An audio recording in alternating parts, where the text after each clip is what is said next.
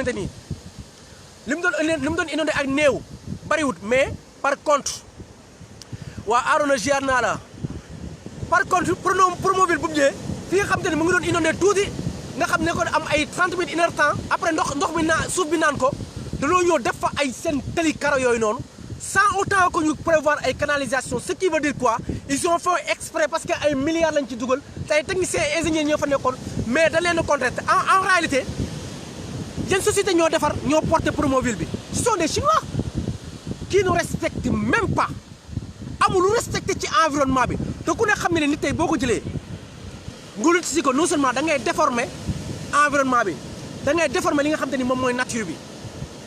te far force loolu dafay am benn impact bi mu am ci environnement bi ça veut dire que nit ki tey fi nga xam dafa am suuf ndox mu doon taw ndox mi di ko naan kooku en réalité buñ fa defaree kër boobu day am mètre carré yu muy jël yi nga xam te ni ndox mi dootul naan ci foofu suuf ndox mi dootu ko naan ci suuf bi dootu naan ci ndox bi nga ñëw yokk fa ay Promoville ay këri ne fa te prévoir ay canalisation yuy évacuer li nga xam te ni moom mooy ndox mi mais nan waxante dëgg comme si danoo daje ña nga xam te ni waxuma laa ay nilaar mais nilaaru yëfi maa tey la ñuy def ils font du n'importe quoi en réalité palais gars yi du inondé de mu nga nee ngeen di seen palais gars yi palais du inondé mu nga nee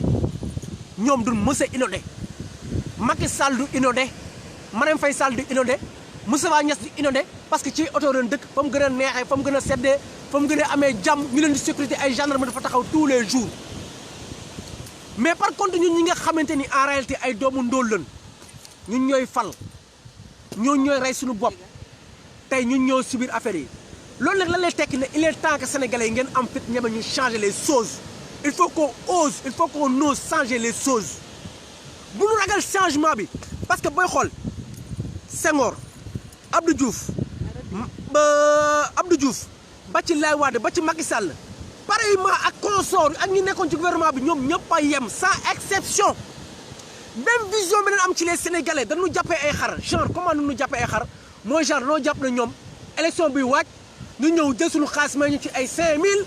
ay tusi jigéen ñi génn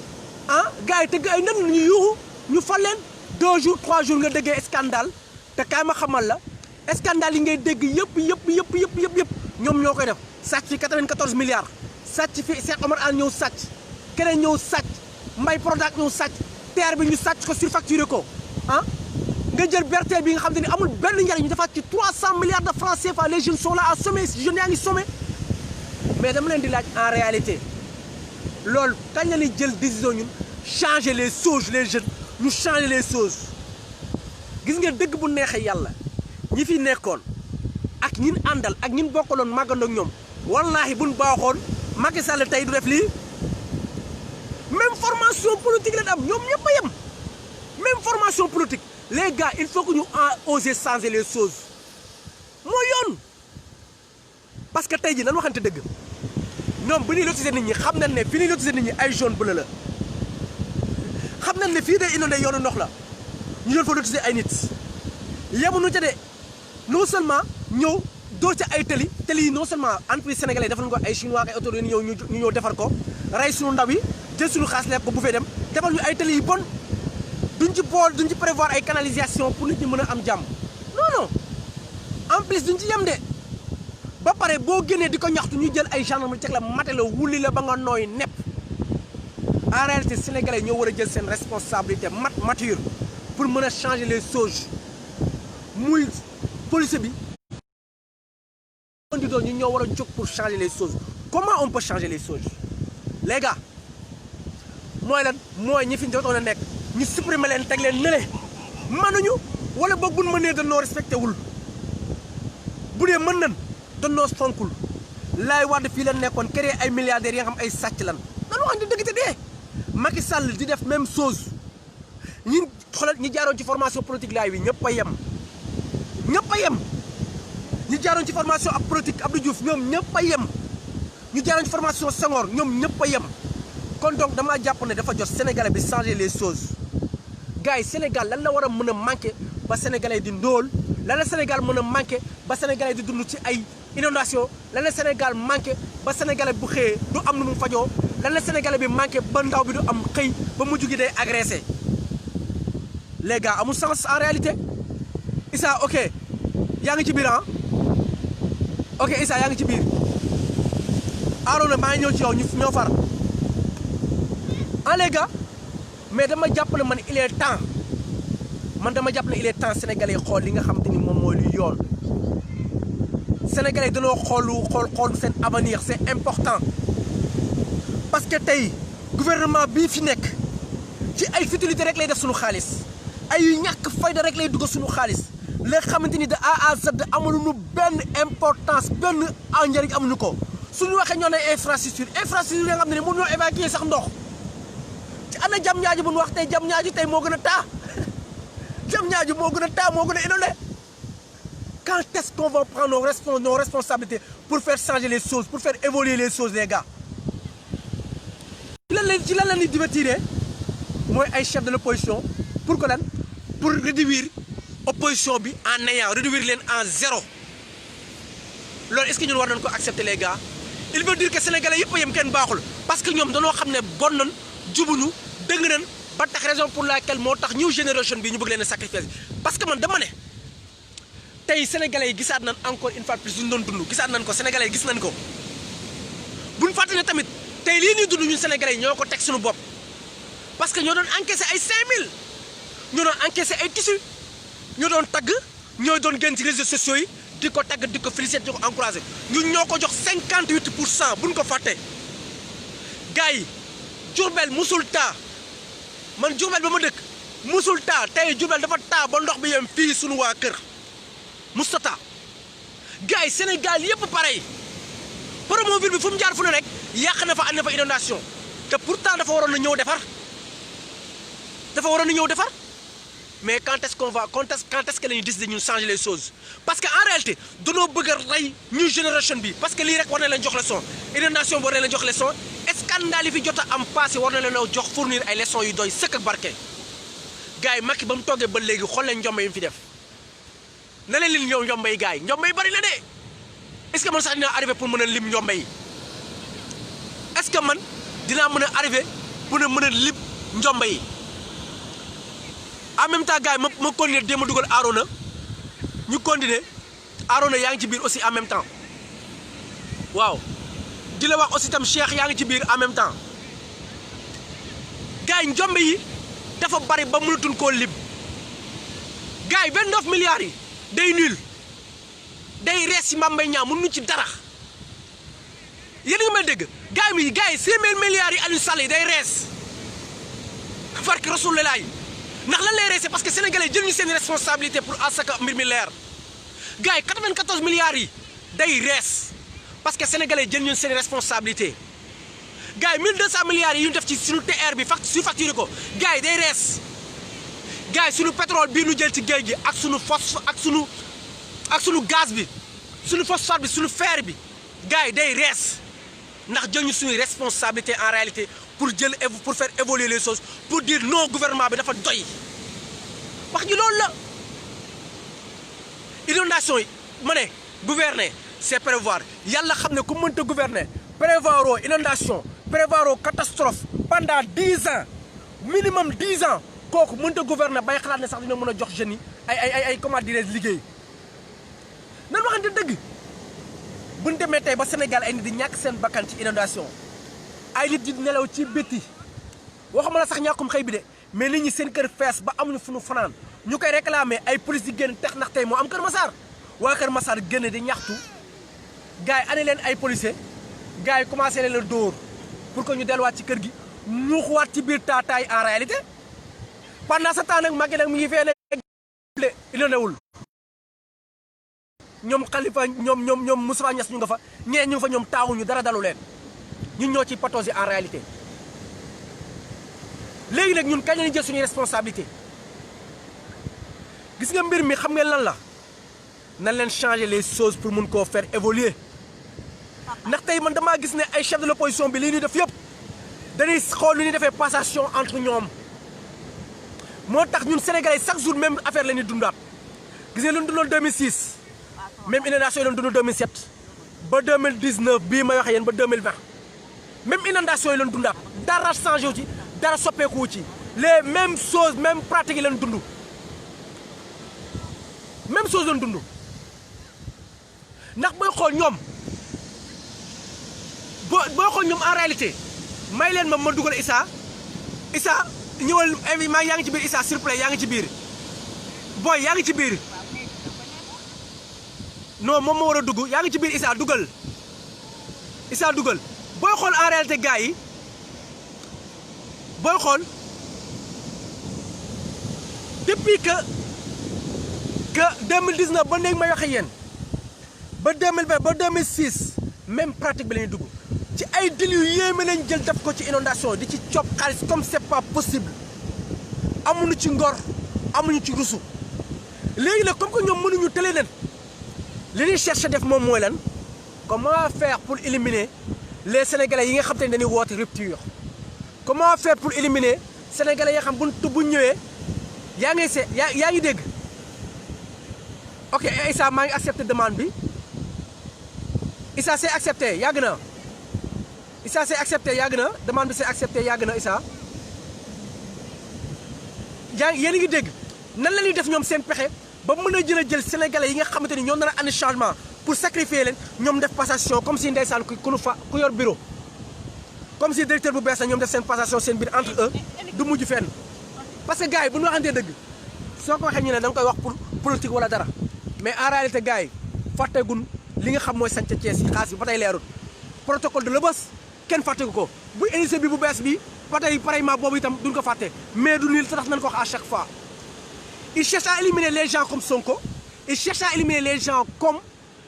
Thierno Alassane Sall il cherche à éliminer new génération bi nga xam ne luñ gëm mooy gëm seen bopp gëm seen pays leen gëm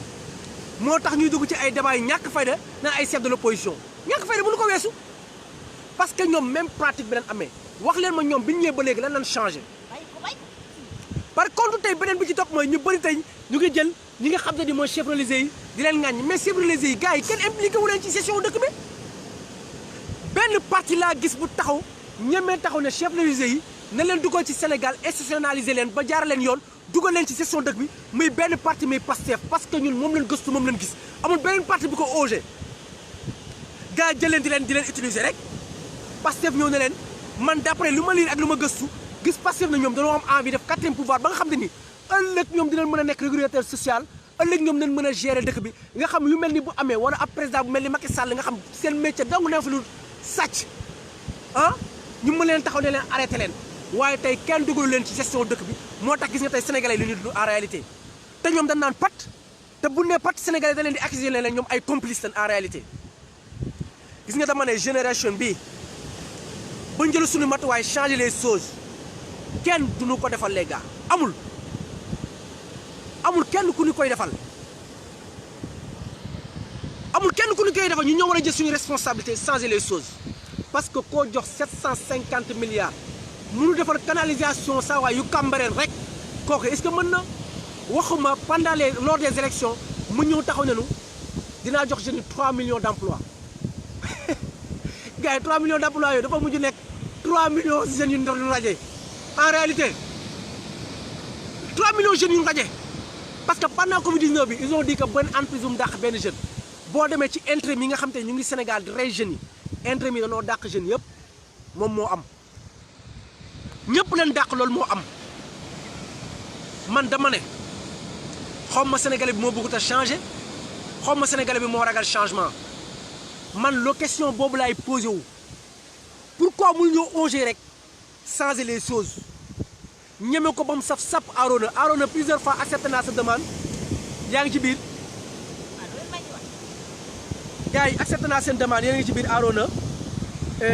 Issa et autres accepté naa seen demande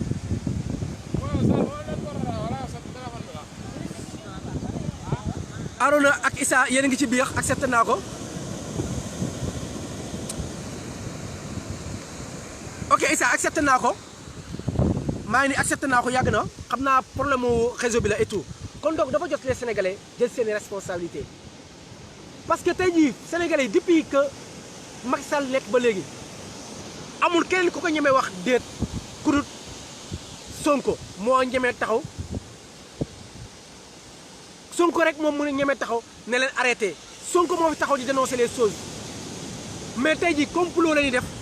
pour jéem a écarter ay Sonko ak yenn jeunes yi nga xam ne ils sont là à leur faire face pour noppaleew leen pour jëm leen a yàqal en réalité pour man dama jàpp ne looloo tax ñu jóg mais sénégalais gis nga bu ñu jugee ci inondation yi dinañ xam ne en réalité ngóor sii bu naree dem ak ñun ba 2024 billaahi wallaahi watallaahi dinañ yóbbu fu ndox amut ndax mënut ci scandale la dëkk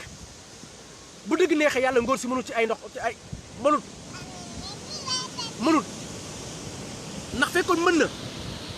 waaw ok Issa gis naa ko mais yow laay xaar nga dugg Issa s'il vous plaît ngóor si mënut mais yemu ci loolu kese dafay yem ci xooxatal sénégalais yi parce que bu ngeen di xool gis nga bi rakam di sàcc 5000 milliards yi gars yi su ngeen di xool amul procès te du ko am te du ko mus a am gars yéen a ngi fàtte assemblée nationale lan la def jël Mamour Diallo setal ko ci 94 milliards yi te nanguwuñ ca def enquête bu approfondie gars yi bu ngeen di xool Mame Mbaye Niang li mu jot a randal gars yi day nul gars yi Cheikh Omar Anne li mu jot a randal gars yi day nul est-ce que li may dégg gars yi ñoom lépp lu ñu sàcc ci ñoom day nul xam nañ ne nag lenn benn échappatoire rek leen am mooy passation bu ñu bëgg a def maanaam jël seeni ñooñ comme dab joxaat leen mbir mi jël seeni ñooñ ñi nga xam te ni ñoom ñoo bokkal formation politique nga xam ne kenn du ci moo laal sa morom kenn ku ci ne sa morom laal attaqué nga ndax kenn ku ci ne sa morom am nga loo xamal sa morom la nga xam boo ko génnee musiba am ñoom par contre voie boobu nag ñoom la ñuy jaar pour mën a continuer ñoom di distribuer affaire yi seen biir parce que bu ñu fàttalee laay taxawoon na fi ne dafa fas yéene jël libéraux yi jox leen réew mi d'ici 30 ans voire même 50 ans loolu mooy objectif am te sénégalais yi danoo doyal ci ñoom ok Issa ok maa ngi accepté waat nii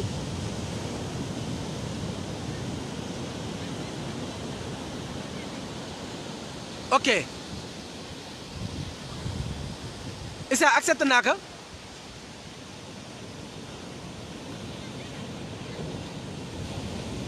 ok Issa c'est accepté Issa xaw ma lan la mais c'est accepté plusieurs fois ah waaw dafa mën a bindal écho réponse de la part de l'invité yaakaaroon na yëpp pareillement yaakaaroon na yëpp loolu la may defal nii mais juste pour vous dire que gars yi il est temps ñu jéem a changer les choses ma waxati ko mu nekk répétition wallahi ndaw léegi ñu commencé jël gaal gi comme dab di ci dee ci géej gi parce que Sénégal y a rien du tout amul leen li fi am lu fi jot a am entreprise étrangère yi lañ koy jox ñu kon ni ko liggéey BTR bi du sénégalais TR bi du sénégalais amul benn transfert de compétence bu ñu def pour mën a permettre sénégalais li nga xamante ni day jéggaani nañ ko suba ñu ban koo jéggaani ñu mënal ko suñu bopp amul les gars Macky ko on dirait que français yi lay dundal bàyyi sénégalais yi entreprise français yi lay dundal bàyyi sénégalais yi tey raison boobu tey moo tax tey chinois yi nga xam nga yeneen marché ak français yi tey gis ngeen tey lu ñu liggéeyal TR bi BRT bi ah Promoville bi lépp luñ ci liggéey de A à Z gars yi au contraire ban loraange lay ani sénégalais yi non seulement defarul mais daf noo yàqal tey ay inondation yu ànd yu dul jeex gars yi kan la ni am fulla ñun rek jóg ne Macky Sall su fi dafa doy tey ndaw si tey jeune bi nga xamante ni dee na ci mbir mi fan lay mujj les gars mais du mujj fenn du am poursuite tey ay waajurum ñàkk ko nii ci zéro te mënoon a nekk jeune ba nga xamante ni waroon na mën a bokk ci ñuy defar Sénégal bakkanam nii ñaata nit tey ñoo nar a fanaan ci biti ñaata nit ñoo nar a fanaan tey ci biti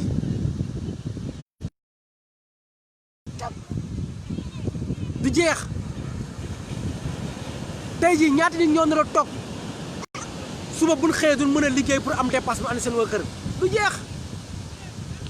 yëmulu ci loolu gars yi ci scandale li am mais suuf suñuy caxat-caxatee encore ndax gars yi ba tey baawagun waa Toubé ñu ngi dund lu metti gars yi waa Ndingler tey bu ñu amutoon taxawu les jeunes Diomaye taxawu leen ba affaire yi mën a jëlee ni ampleur dañuy ñàkk seen suuf barke alxuraanu karim waa Toubé tey gis ngeen li ñu def Ardo dafa dem taxaw fa di xeex ñu jël ko jàpp ko mais maa ngi koy encouragé frère bu mës a découragé par contre ñi ko doon tas xamuñu ne ñoom su soos noonu moo leen doon dundal parce que ci leen doon bay di andi seen jabar ci jënd ay lujum ak yeneen ak leneen tey ICS ñan ñoo ko moom sénégalais yi moom 70% sénégalais yi moom bu ñu ko ay indien ñoo ko moom léegi tey sénégalais bi nga xam te ni tey amoon na suuf ñu jël suufam boobu noonu jël ko jox ko ICS ça veut dire que suuf boobu noonu Sénégal yëpp bokkoon yor ko jox ko ab sénégalais mu ci doon liggéey lu ci génnee ci ay meññeef 70% ñun duñ ci jotati nga dem Diourbel tey ba ma dëkk pareillement moo fa am di encourager les jeunes de Ndayane à Diourbel yéen ñiy xeex pour seen suuf xeex leen bu leen bàyyi gars yi lekk seen suuf parce que ñoom ñëpp a yem li ñuy chercher mooy sàcc seen suuf ëpp leen joole jaay leen doole te du mujj fenn gars yi en réalité loolu moo am Sénégal dëkku maa tey dëkku la neex def dëkku nu mu la neexee nga koy defee te du mujj fenn te kenn du wax te kenn du ŋaang te ku nar a ŋaang ñu teg la ci yoon dóor la ba nga bëgg a dee dëkk boobu lañ amee les gars man dama ne il est temps que sénégalais jël seen responsabilité nu ñuy jëlee suñu responsabilité mooy sonn nan danoo sonn ba fii danoo maar bu dul inondation yi di scandale yi bu dul scandale yi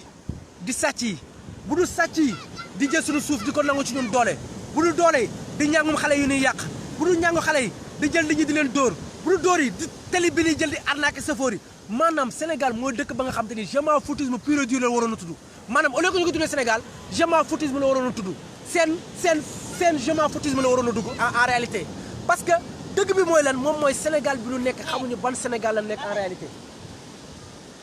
xamuñu ko des fois da ngay découragé sax parce que yow mi nga xamante ni tu es là nga ne da ngay xeex pour Sénégal yow tu es là nga ne da ngay conscientiser les Sénégal tu es là pour dire aux jeunes nan def le tout le maximum possible pour faire avancer les choses pour faire changer les choses jeunes yooyu la ñuy jël di leen neexal ay 50 000 ay 100 000 jeunes yooyu ëlbati ko di la saaga di la sàkkal pexe affaire yooyu waaye tey jeunes yooyu ñëpp seen ndey ak seen baay yëpp a ngi ci ndox mi jeunes yi njëloon ak xaw ma les xaw ma les feux les marrons du feu ak affaire yooyu ñoom ñëpp seen ndey ak seen baay yaa ngi ci ndox mi tey ku ci sa ndey ak sa baay di toog ay mool lay tegalee tey ku ci bëgg a nelaw tey ci terrasse ngay yéeg boo ko amoon gudd foofu naan pendant ce temps Macky Sall mu ngi fee en face de moi Macky Sall mu nga fa ak njabootam wallaahi yëguñu sax mu ngi taa plan Orsec bii lu wax naan ay plan Orsec depuis kañ ba kañ plan Orsec dama ne depuis 2006 les Sénégalais ne sont même pas capables de régler les choses on dirait que Sénégal amul ay ingénieurs amul ay techniciens ba pare def ci valeur u 750 milliards de francs CFA te mënuñoo avancer mënuñoo régler problème mu li nga xam te ni mooy inondation yi waaw les gars nag léegi nag comme que ne problème mu inondation la mënta régler les gars est-ce que ñun duñ bàyyi léegi jël suñu bopp rek jébal ko France wala jël suñu bopp jébal ko Mali gii parce que Maliens yi sax ñoo nëpp fula en réalité Maliens yi ñoo ñu gën a xam seen bopp ñoo nëpp fula ñoo ñu gën a xam ne bëgg ñoom en réalité bu dëgg neexee yàlla parce que ñoom ils osent dire non ils osent dire non tey Kër Massar génn nañ ci ñaxtu gars yi tàpp leen mën bëgg a dee te pour prévenir leen ak jeunes yi bu yeboo ngeen commencé jënd seen i lasper Macky Sall ay bazooka la jënd du ma ne sax ay bazooka maanaam comment dire sax mooy j'ai oublié le nom là oto yooyu noonu nga xam ne ni mu ngi jël valeur mi c'est à 300 va 250 va à 300 millions de francs CFA moom la jënd di préparer pour son troisième mandat Maître Moussa dàq nañ ko ku fi wax ci troisième mandat mu raq sa ndigg dàq la ça veut dire que les jeunes préparé leen defar leen seeni lasper ak seeni plomb ba mu neex wallahi ku fi wax troisième mandat ñu lakk sa lu bon troisième mandat ku ko fi wax ñu lakk sa lu bon barki alxuraanu karim ko fi wax nan leen téygal yu métti te yàgg lii nii jot nii dund nii dafa doy sëkk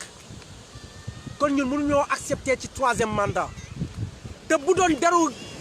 deretu gor mi ngi daw ci yéen da ngeen di démissionné bàyyi xam ne yéen mënu leen en réalité mais africain moo bëgg accroché wu ci nguur saa waay instant bii lépp lu mën a dem pour français yi dimbale leen danañ ko def te maa la ko wax di nga gis fii ay français yu jël seen oto yooyu noonu nga xam te ni mooy char anti émadi ñëw andi ko Sénégal pentiraat ko pour suñu police pour duñu mata ñun parce que ren bëgg nañ garder Macky Sall au pouvoir bëgg nañ garder Alassane Ouattara au pouvoir bëgg nañ garder kenn au pouvoir parce que en réalité l'Afrique de l'Ouest est hyper riche en matière de ressources en réalité l'Afrique de l'Ouest est très riche en matière de ressources humaines de qualité et de son diaspora en même temps Afrique de l'Ouest moo gën a riche la diaspora yu ëpp xam-xam Afrique de l'Ouest moo gën a riche ay ressources Afrique de l'Ouest moo gën a riche Afrique de l'Ouest am ay fleuve ak lu leen fi traversé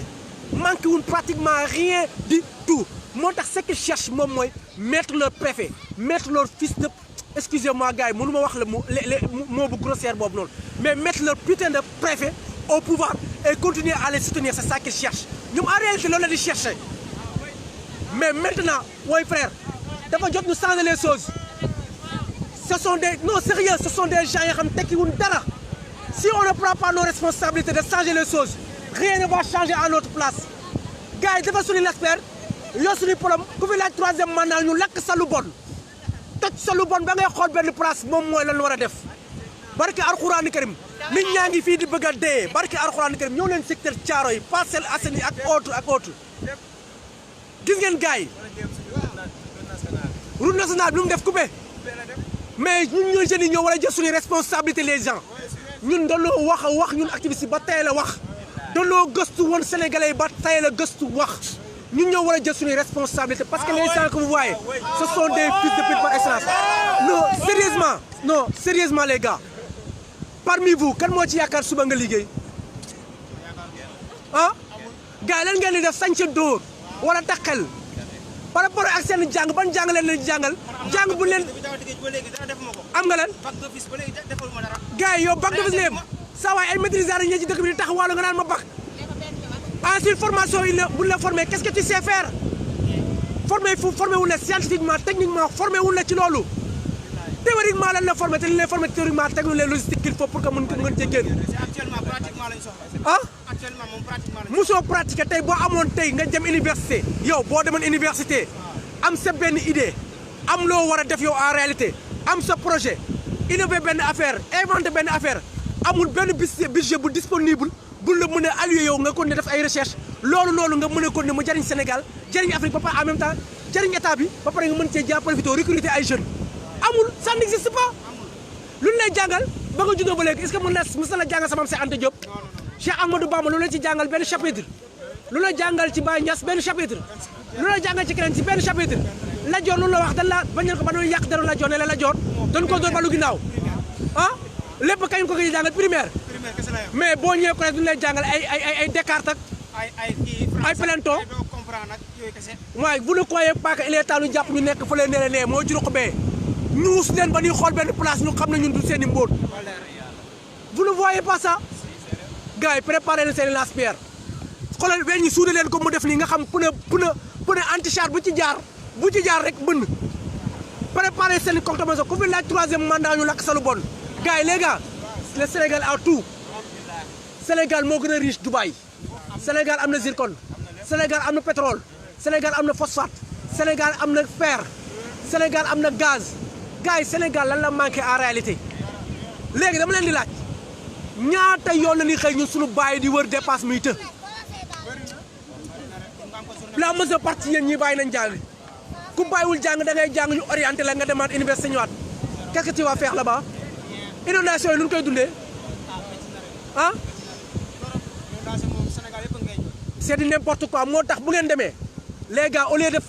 d'être là di def ay futilités ñàkk fay def bu ngeen delloo seen gàllay gars yi sensibiliser leen seen morom pour leur dire leen que ça suffit tant que jëluñu suñu responsabilité kenn ku ne ci yéen na bëgg a takk jabar am doomu te la ah xoolal plage bi salte bi fii la jeunes yi di bañee xoolal plage bi nu mu salte mënuñu ko sax nettoyer ils ne sont même pas capables de nettoyer ça ils ne sont même pas capables de faire quoi que ce soit pour nous te pourtant ñu ñoo leen jox ay milliards kon gars yi je vous dis que bu ngeen demee dem leen ngeen sensibiliser les jeunes qui sont là-bas merci soyons prêts élection yi di ñëw ñoom ñëpp lañ fi jógee maanaam ñu laay waat di former Senghor former leen Abdou Diouf Senghor former leen on s'en fout de nañ fi jógee yeneen type de sénégalais yi bees lañ bëgg point très bas ak nu mu mën di mel waaw ñu continuer les gars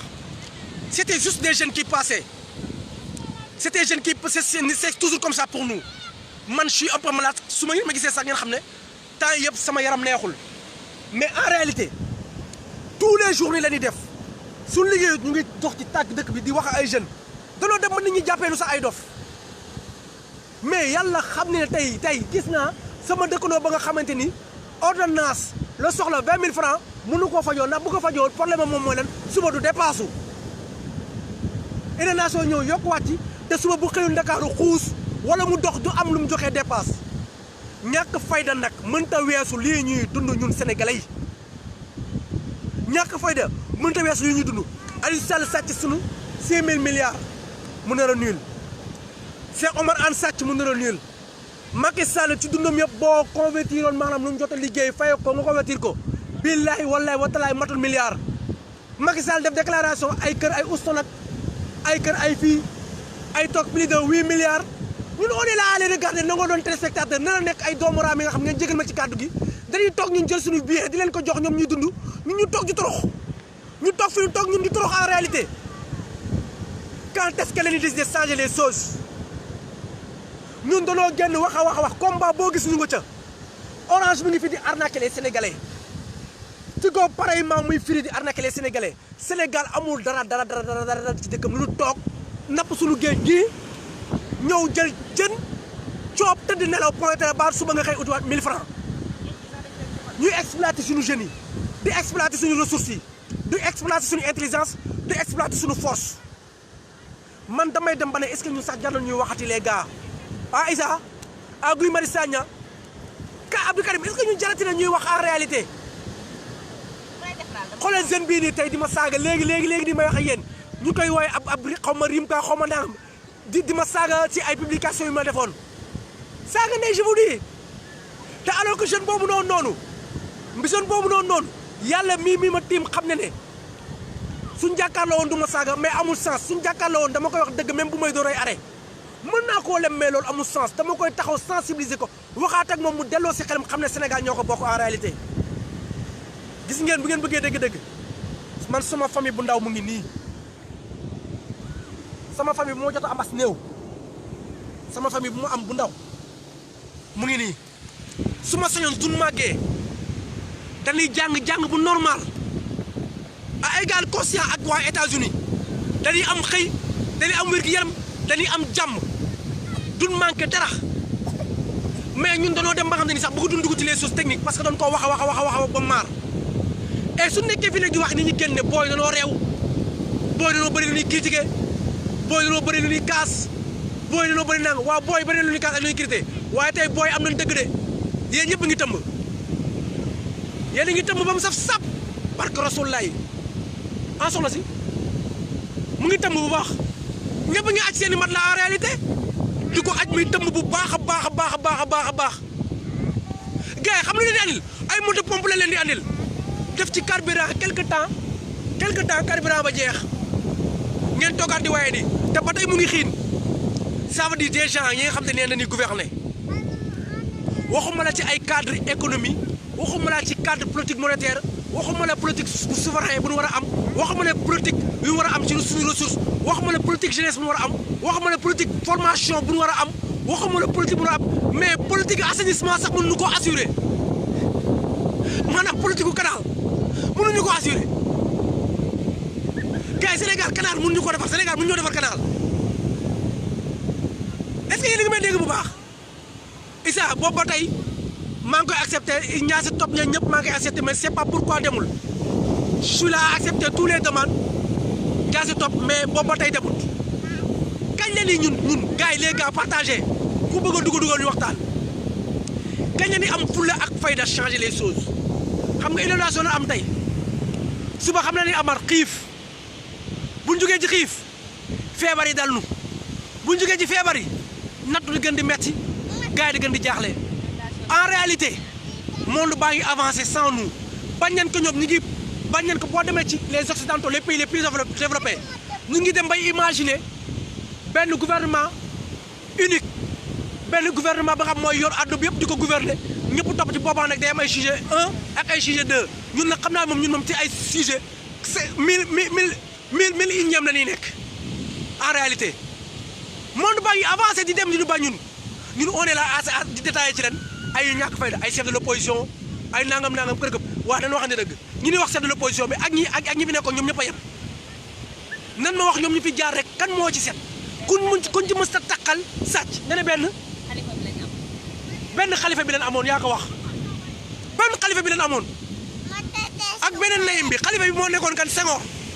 nayim bi moo nekkoon Ablaye Wade ku ci ne formé nga sa groupe socialiste yi ñëw près ñu pendant 40 ans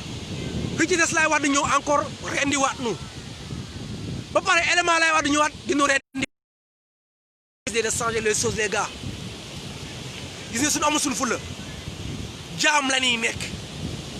esclavage moo ñëwaat ñu kon waat nekkaat ay jàmm en réalité ñun ñoo war a mën a am fulla en réalité xoolal tey Covid 19 bi fenn yi ci am que des mensonges tout ce qu'ils cherchent ci feebar bi nii moom mooy jël sunu ndaw yi fexe leen a jaasirloo comme ni ñu defee mooy les noirs des États-Unis d'Amérique ba bu ñu mën a atteindre li nga xamante ni mais les 2 milliards 5 bi nga xamante ni war nañu ko atteindre d'ici 2045 dama ne les Africains sont très intelligents mais malheureusement sunu intelligence dañu koo jël orienté ko ci soxor ak iñaan orienté ko ci ku mën ñu bëgg la xeex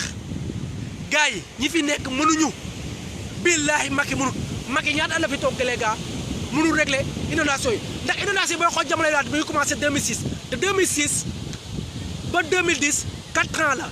de 2010 à 2012 mu nekk ci moom 6 ans lay wax de 6 ans la dund ak moom ci inondation yi 6 ans Macky Sall ñaata at lañ dund ak moom ci inondation yi les gars wax leen gars yi 8 ans te wallaahi même fee yi moo ñëwaat déwén même fee yi moo ñëwaat même pratique bi la ñuy dundaat déwén incha allah même inondation yi la ñuy dundaat dara du ci changé même fee yi mooy amaat ñuy sàccaat suufu sénégalais yi dara du ci changé suñu pétrole bi ñu yaakaar pour développer ak suñu ressource beeg nangam jaay nañ ko yàgg nañ ñu kon ne nga préféré nekk ay dof nekk ay waay rek Issa c'est pas li xew mais maa ngi essayé Issa maa ngi jéem le tout pour vraiment pour nga mën ci pour nga mën a dugg maa ngi def le tout pour nga mën a dugg parce que boo duggee moom dina ma neex trop Issa yaa ngi ñaase topp bu ngeen duggee na ma neex trop les autres bu ngeen duggee na ma neex lool Arona Ba pareillement maa ngi essayé mais daf ma ne aucune réponse de la part de votre nangam mais gars yéen a répondre le gars yéenay dem ci seen yéenay dem seen kii bi ngeen répondre ah gars yéenay dem ngeen répondre li ngeen répondre mooy da ngeen di dem ci icône bi ci kaw mooy fi ni barre actualité bi icône bi foofu noonu ngeen dem bu ngeen ci bësee rek di ngeen dugg directement yéen a répondre invitation bi de mais accepté naa invitation bi yéen a ko accepté yéen a répondre waa Bathily pareillement yéen yëpp ngi ci biir gars yi kenn ku ne dugg wax ci sa xalaat nan lañ mën a def ba jël waa yi duma ko duma yi metti ma jóge fii parce que aussi itam bëgg ci gëpp solo les gars mooy danoo war a def le tour mais législative yi di ñëw parce que majorité parlementaire moo mën a tax ñuy reculer am majorité bu taxaw bu leen contrer moo mën a tax ñuy reculer comment on va faire pour jël les hommes de valeur mettre leen en avant que ñu mën a jël suñu assemblée bi ngir laay rasuuli audité ñii ngir laay rasuuli fere na Macky Sall parce que Macky Sall am na police am mi nga xam te ni moom dama yàlla jégal ñoom bu leen dañ exécuté sans nga murmurer yow ñoo doon exécuté sans nga murmurer nga ñëw di exécuté sans nga introsé lu yoon wax xanaa waxi dof loolu mooy waxi dof les gars yéen accepté affaire bi yéen ñëpp autorisé naa ko yéen accepté affaire bi les gars waaw Abdoulaye Kora pareillement yéen ñëpp maa ngi nii accepté naa yéen ñëpp seen boss mais yéen a xaar ngeen dugg pareillement les gars c'est à nous de prendre nos responsabilités les gars yi seen barre de notification yi ngeen dem mooy ci cloche bi ngeen di dem bu ngeen demee ci cloche bi ngeen accepté autorisation mu leen jox ngeen bës foofu noonu ngeen soog a mën a dugg si gars yi s'il vous plaît Issa gars yi s'il vous plaît gars yi il est temps maa ngi koy wax di ko répété waat dama ne il est temps que ñu changer les choses les gars il est temps ñu changer les choses xoolal Guy Marius Sagna li muy daj Abdou Karim Gueye li muy daj mais teewul li ma gën a metti ay jeunes ñoo jóg ne dañ koy xas xool leen ñeneen gars yi lu ñuy daj xool leen Ardo lu muy daj xool leen ñun ñii dàq nañ ñu fu ñu liggéeyee sàkkal nañ ñu pexe lu ne def nañ la ko ci lu metti pour que rek sénégalais yëpp am jàng te yàlla xam ne ne Sénégal bu changé woon amul kenn ku ma ci ëppale amul ci yéen ku ma ci ëppale ñun ñëpp ñoo ci bokk yem xanaa leen ma nekk sàcckat ak dóorkat comme ñee ci kër pare ba pour ëppale leen loolu moom moo ko defee naa leen ko ëppale te xalaatu ko suma àdduna mais ngir yàlla ak yonente bi gars yi na leen préparé ñii pour leur dire non local yi di ñëw ñoom ñëpp dañ dégager sans exception ngir yàlla beneen bi ci topp ña leen jël sunu maman yi nos mamans nos sœurs jël leen ak sunu carte d'identité 6 jours ne leen kenn du fi voter waa APR waa Benno Bokk Yaakaar maanaam jëmlu sax ci waa Benno Bokk Yaakaar mais système bi fi jot a nekk ngir yàlla na leen ko changé États-Unis bi ñu sondee ci colonisation ba leen Angleterre sonal danoo guerre ba mu saf pour mën cee génn dëkk yi bëri tey bi ñu bëggee génn ci coloniser ñu leen coloniser woon danoo jël seen i matuwaay guerre ba mat sëkk pour mën cee génn mais ñun en réalité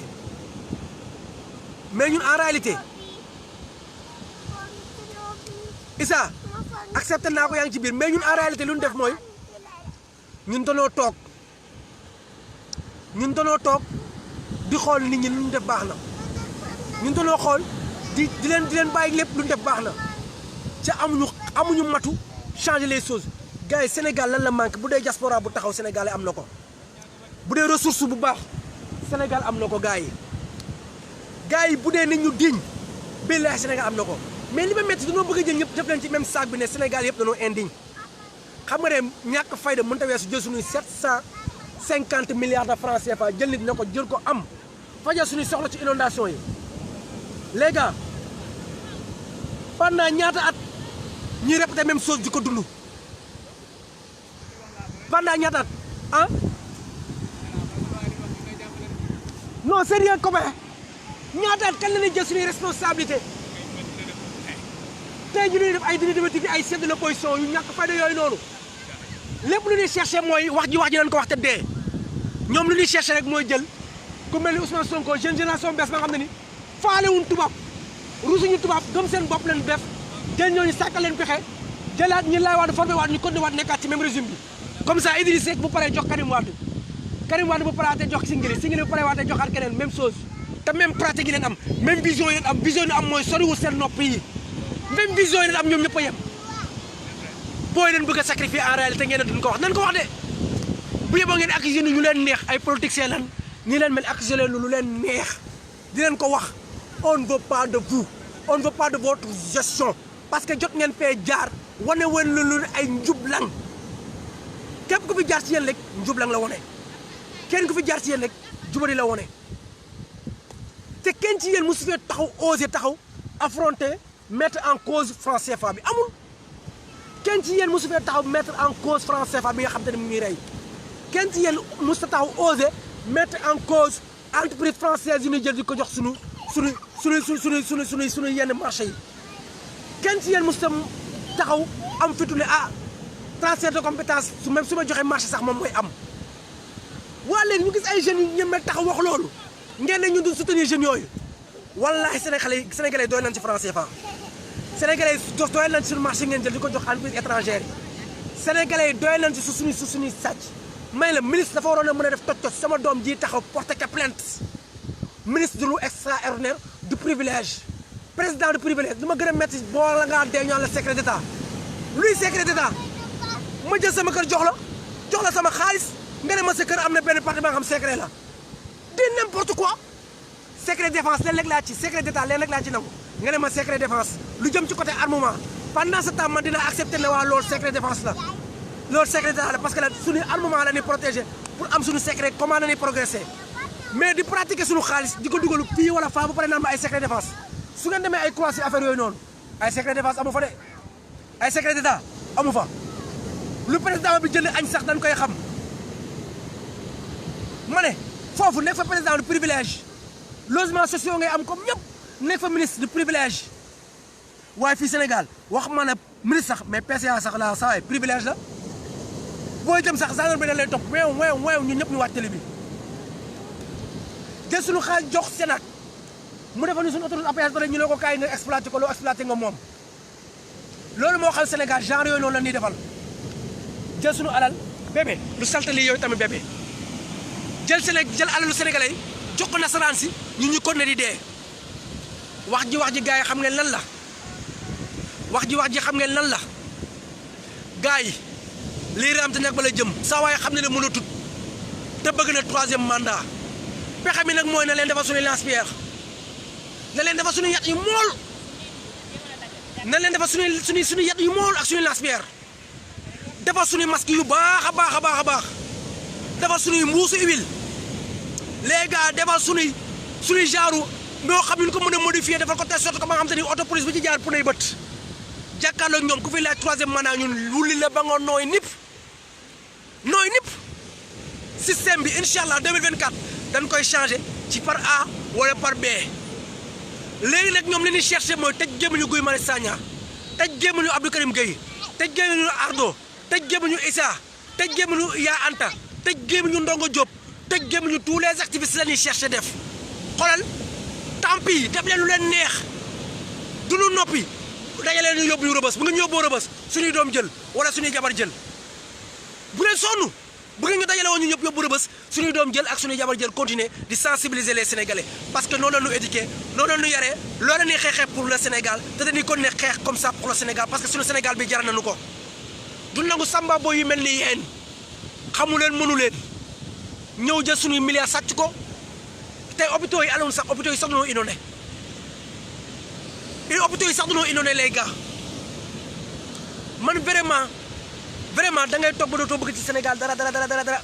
chaque jour nit kar la damaa bëgg a jënd ordonnance chaque jour nit kar la sama or aw ma dépasse tey chaque jour nit kar la mooy nangam jeunes yi ñu ngi bàyyi école comme c'est pas possible mais en réalité loolu moo am Sénégal du justice bu baax ñun boog amatul sax justice mais sostis lañ am sostis maanaam dañ lay sosal teg la ci tiis amatul justice sostis lañ am dañ lay sosal teg la ci tiis amuñu justice amuñu président amuñu ñu ni protéger ay forces de l'ordre amuñu ñu taxaw ñu wax tey communicateur traditionnel yi ñuy wax koo ci ñamal benn milliard mu ne benn million sax mu ne pat taggal la say maam yéen a ngi dégg ñu continuer di dee li ci gën a dee sax ba gën a dee mooy da ngay am loolu naqari génn di doxantu lu la constitution bi may garantir la ko ne la sénégalais bu ci nekk am nga droit nga génn def marche doo demander autorisation de da ngay prévenir da ngay avertir point très bas pour que ñu mën la encadrer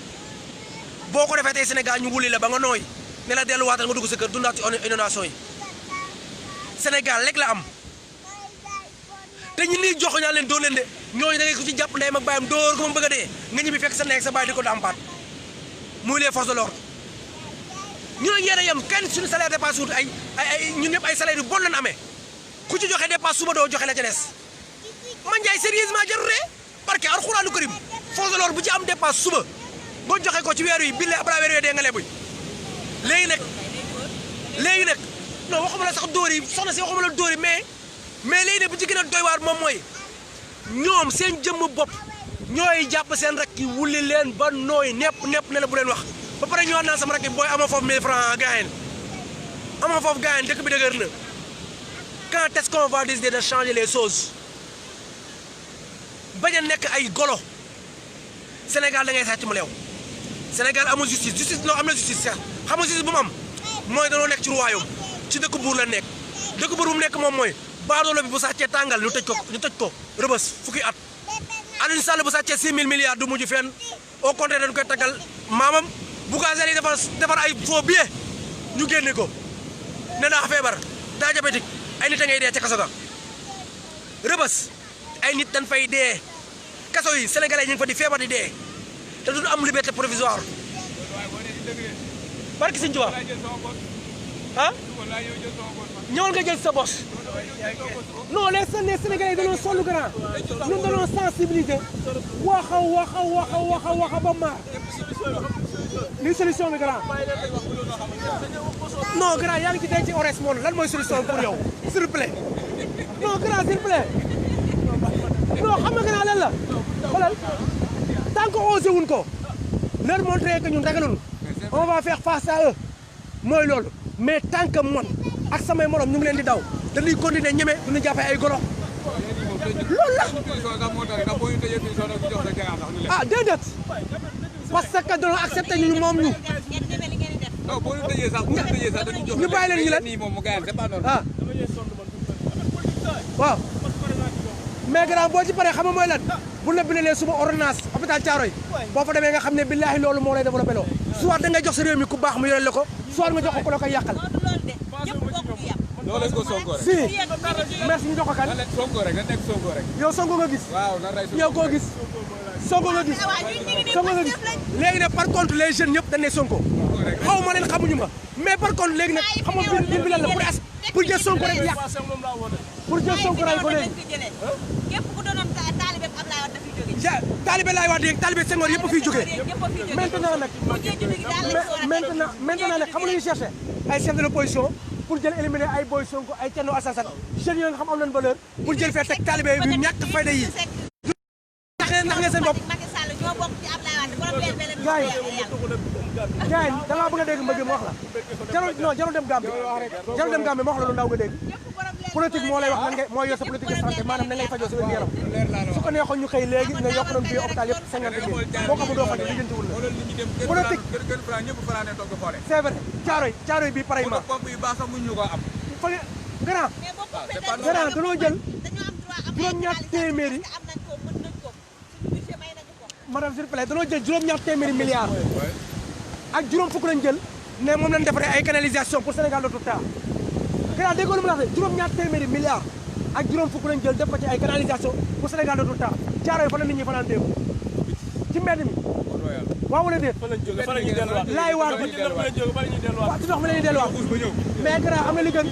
gannaaw suñ taxee mën a yow naan sama yoon newu ci boobu lañ gën a rey suñu bopp xam nga lu tax gannaaw xam nga kañ la gën a sonn sa doom buñ ko bindalee ordonnance amoo loo ko jëndee boo ne yàlla sa doom jëriñ sa doom buñ ko bindalee ordonnance amoo loo ko jëndee ngay xam ne yow sonn boo sa doom lañ koy jàngal suba ba ngoon jot dara baaxu ci mënut a am moo tax bu màggee mënut a am liggéey mënu laa yor man États-Unis politique moo ko développé loo Chine politique moo ko développé loo Japon politique moo ko développé loo mais am na ay grand am na ay gens de valeur Sonko nga gisee wala moo ci tane mais nag kon nag ñun ñëpp na leen préparé ku fi wax troisième mandat ñoo si nees rek ñëpp sanu bopp ku fi def dañ lay ñox ñu ñuus la ba ngay xool benn place pour muy leer troisième mandat ko fi wax dañ lay ñuus ba ngay xool benn place parce que alxuraanu karim ku fi wax ñu ñuus la saara yaa leen dee duñ ko ci daw ku fi wax ñu ñuus la ba ngay xool benn place ragalatuñ ko point très bas point ñu dee benn yoon ñoom ñëpp a yem juste pour vous dire que les gars Sénégal kun gëm gars yi changement leen gëm de ay Sonko leen gëm ay jeune génération bi leen gëm moo tax ñuy jéem a tax xel nii bëgg a jël affaire yi naan ay chef de l'opposition yu ñàkk fayda yi jël suñu 2 milliards du ko jagleel tête yu bien voleurs yooyu noonu ak nangam c'est ça que je cherche en réalité mais peine perdue je vous le jure que peine perdue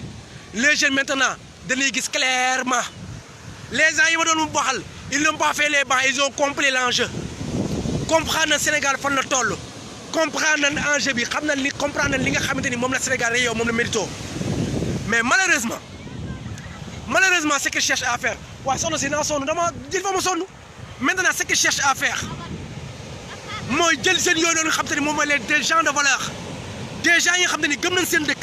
ay nit yi nga xamante ni gëm nañ développement Afrique ndax Afrique moo développé woo planète yëpp autant pour moi moo développé woo maanaam horizon yëpp moo développé woo li nga xamante ni moom mooy continent yëpp en réalité Afrique leen pied xoolal suñu jaasi maam Omar Fouti Tall wax ma ñuy kàcc naa ñoo ko denc ah jël fii suñuy art suñuy tradition changer suñuy histoire changer suñuy écriture di jàng suñuy doom ñoom ñu gëm kañ la ñuy des de ñàkk fayda nag te yàlla tax bàyyi ñàkk fayda am pour le changer les choses quand est-ce maintenant les Sénégalais commencent à voir clair ñu ngi commencé gis muy leer ñu xam ne léegi Sénégal xam ne lay wax boo nee politique ñu ne politique éducation bu baax la ñuy réclamer léegi politique santé bu baax la ñuy léegi plateau médical bu efficace bu performant bu dëgg bu set bu tegu ci ay yoon yéen a ngi may dégg soo nee côté éducation pareillement boo nee côté monnaie politique monétaire bu taxaw pareillement économie bu taxaw pareillement maintenant même les Sénégalais yi xam defuñu sax les bancs loolu la ñuy réclamer te xam nañ ne kenn moo osé wax ko fi les yeux dans les yeux ma leen di xool ngeen may xool kenn moo osé taxaw fii wax ne leen dañuy changer système bi yëpp de A à Z ba pare nag te quatrième pouvoir ba nga xamante ni dina permettre li nga xam mooy chef religieux yi kenn du ama ci excuse du chef religieux du chef coutumier du ku mën di doon parce que ñëpp dañ leen jël impliqué leen ci même affaire bi ñëpp am droit nga xamante ni échec bu amee ñëpp ñooy partager responsabilité yi en réalité xam na ne nag politique boobu noonu baax na ñoom ñoo xam ne loolu arrangé wu leen parce que ku aj ku ne da ngay bañ ku teen sàcc yi ñoom xam na ne loolu arrangé wu leen lan la ñuy cherché def waaw Pape Thiaw accepté naa sa demande waaw gars yëpp Ndiassé maa ngi koy accepté mais affaire bi dafa dëgër xaw ma ce qui se passe mais maa ngi koy accepté ah demandé ma léegi nag ñoom xam nañ ne en réalité ñoom ñoo la gën a xam ne en réalité gars yi changement la ñuy réclamer te mooy am incha allah maintenant qu'est-ce qu'ils cherchent à faire qu'est-ce qu'ils cherchent à faire maintenant jël jeunes yooyu noonu yàq seen der ñaawal leen tilimal leen wax leen wax beneen wax bu du nangam moo loolu ba Sénégal doon Sénégal ba léegi ay politiciens jeunes yi ñoo ñemee taxaw ay Thierno Alassane Sall ay Ousmane Sonko ñoo ñemee taxaw surtout Sonko ne ko gis ma sàcc fukki dërëm nan ma jàpp waaye kan moo ko ñemee kan moo ko ñemee Macky Sall de xalaatu ko ak ku ko wër xalaatu ko keneen ku du Macky Sall xalaatu ko di profité wala ci occasion bi di wax Idrissa on a rien contre toi mais sunu xaalis bi nga jëloon mais jugal ko dans des lieux sûrs nga delloo na ko dégg nga delloo na ko dégg nga laay wax dem na sunu xaalis boobu noonu delloo na ko on a besoin de ça dégg nga après on en parle man ak yow dégg nga léegi nag le reste c'est quoi moom mooy les autres yi nga xam te ni ce qu'ils cherchent à faire mooy jël booy yàq seen der peine perdue les sénégalais beneen gis-gis lañ am léegi les sénégalais léegi plateau médical bu doxul leen wax éducation bu tegu ci yoon financé ko waxuñu enseignement classique bi de scientifique ko technique leen wax mën a compétir tey li ma gën a metti Burkina Faso gii lancé nañ seen deuxième satellite wala ñu ngi koy waaj a lancé Sénégal waxuma la satellite sax mais opérateur bu moomal boppam téléphonique sax Sénégal amu ko barke alxuraan opérateur téléphonique Sénégal amu ko barke alxuraanu karim ñun on a rien te pourtant on a tout les Sénégalais n'ont rien et pourtant le Sénégal a tout sérieusement xool leen différence bu con boobu noonu bi ñu accepté ñun di ko dund pour quelle raison ñàkk fay de mënu ko weesu gars yi Ibo Touré Bada Thiam dañ waxante dëgg Mamadou Diaw dañ waxante dëgg Cheikh Gissa Mbengue dañ waxante dëgg Betty dañ waxante dëgg Modou Abi Gueye na leen waxante dëgg na leen waxante dëgg lu fi nekk moom mooy lan yeneen gars yi na leen waxante dëgg le Sénégal a tout mais le Sénégalais n'a rien du tout du jàng bu baax du plateau médical du éducation du bien-être du emploi bu baax du entreprise yu dëgër on a absolument rien du tout nada alors que sunu pays a tout léegi nag gars yi bu ñu partagé responsabilité yi xam nga ñuy def responsable na leen koy indexé ñi fi nekk ñun doonoo am ay réalité am politique bu mu waroon a mëne bu différent ak yeneen politique bi bu différent ak yeneen dëkk yi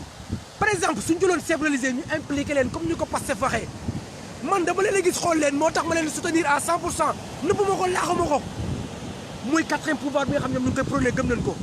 bu ko defee bu ñu impliqué ñëpp Sénégal bu ñu amee problème chef religieux yëpp ñu ngi ca biir ñëpp a koy bokkandoo kenn du ko indexé keneen député ñëpp a koy bokk nga jël li nga xam te ni mooy gestion bu baax ñu teg ko ci yoon ku fi sàcc ñu teg la ci yoon mais malheureusement gars yi man tooy gu ma tooy ak feebar bi ak mission bi ak sama baat bi nu mu changé daani wax a ba dee waaye léegi nag xam nga mbir mi lan la ku ne inondation bi ndogalu yàlla la taw bi de yàllaa ko taw waaye ndox mu taw moom ñoo ko def ñoo déformé nature bi te prévoir ay canalisation ñoo déformé nature yi te alors que prévoir une zone bleue ñoo déformé nature yi te alors que aménagé wul Sénégal te sorte que Sénégal non seulement foo tourné ndox mu baax dafay ne bu ñu aménagé benn ay lac artificiel nit ñi mën a dëkk ci jàmm te duñ xat-xatloo waaye da ngay gis ne ma gën a métti ñu dagg ay këru ay 10 15 n'importe quoi bëgg a jaay tax ñu dagg ay kër 10 15 nañ jël lotissement yóbbu ko ba ginnaaw fu lay ajak-jak nit ki foo ko lotissé bu baax dafa marché dafa électricité dafa dafa lépp lu mu soxla mu toog fa waaye koo jël bu ko jox kër nga xam ne ni amul courant amul ndox amul rien du tout du ko jël day bàyyi ba ñëpp ñëw loolu ñëpp a ñëw ay tabax yu bon am fa lan moo fay mujj ay inondation rek comme dab looloo dal waa ginnaaw raay looloo dal yenn kër yi fii à Thiaroye looloo dal yenn kër yi à Cambérène parce que mosuñu leen a lotissé kenn mosu leen a lijjanti kenn mosu leen a toppatoo ñu dem ba nit ñi dëkk fa commencé tabax mu ñëw régler problème bi te même pratique yooyu ci Senghor ba tax problème yooyu tey am moo am ci lay waat moo continué waat amaati encore ci Macky Sall duñu lotissé duñ prévoir non seulement ñi nga xamante ni moom mooy bailleurs yi nga xamante ni ñoom immobilier rek mooy seen métier ñooñu ñu jox leen suuf kenn du leen laaj canalisation kenn du leen laaj quoi que ce soit ñu ñëw tabax ñu mu leen neexee jaay ay jaune bleu ndax en réalité inondation yi dara weesu ko lu dul fu mu xool seen bët mu baax rek ñu dem maasale ko tabax ba technopole bii ngeen di gis diggante Maris ak nangam Maris foofu am na fu mu waroon a mën a bàyyi ay hectares pas la ko Maris bi ay hectares yi ba nga xamante ni te sotti ko ndox mi ne mën ko ne di wàcc mais technopole bi sax bu ñu sàgganee léegi ñu séddoo ko jaay ko pour mën cee génne ay milliards léegi ñun daal ñun suñu doom yi ñoo mérito ñu leen di tëj suñu doom yi ñoo mérito ñu leen di dóor suñu doom yi ñoo mérito di rang ci hôpital yi suñu doom yi ñoo mérito njàng mu bon suñu doom yi ñoo mérito di xiif seen bàyyi dëkk ci dee ñun loolu lañ bëgg a prévoir suñu bopp tamp yi na demee noonu nit ñi sonn na naa nit ñi sonn na juste pour di leen wax gars yi tey maa ngi jégalu ñoo fi woon pour des choses techniques ñoo ma fi woon pour des choses quoi que soit dama fi ñëwoon pour que sénégalais yi ñu mën a waxtaan yeneen gars yi dugg nag maa ngi jégalu ñoom Issa jéem naa ba sonn barke Cheikh Abdou Karim jéem naa ba sonn mais eni naw gars yi li ma leen wax ji lan la préparé leen lespère yi préparé leen gourdin yi préparé leen huile yi préparé leen cocktail molotov yi préparé leen ay genre benn fer buñ tracé ba mu def nii bu am ñetti affaire nga am boo ko sànnee day taxaw bu def nii ñu defal ko ba mu tey sot ko ba nga xam nii lay def amaat bu pointé nii boo ko sànnee day taxaw auto police bu ci jaar rek ruuy bënn ku fi laaj 3e mandat loolu la lay def wulli la ba nga nooy nepp yàq ak say morom gars yi na leen ko préparé ñu ñëpp bu gars yi benn bu kenn bàyyi mu sedd barke Cheikh Khadim ma ne danoo sonn les gars je vous en remercie maa ngi leen di sant di leen gërëm maa ngi jégalu bu baax temps yëpp nag dama wérul moo tax gis leen ma mais tey moom il a fallu ko ma def lii sonn naa dégg ngeen sama baat bi sax mais pour vous dire borom kër génnee ak say ñooñ mooy borom kër gëlee bu fi laajee 3e mandat billaahi wallaahi ak ay morom ñu duma ko kooku moom wax bu yàqu la te ku fi wax ay naan ay chef de l'opposition ñàkk fay de jël suñu milliard di ko jox ay politiciens ñu toj sa lu bon wax ji loolu la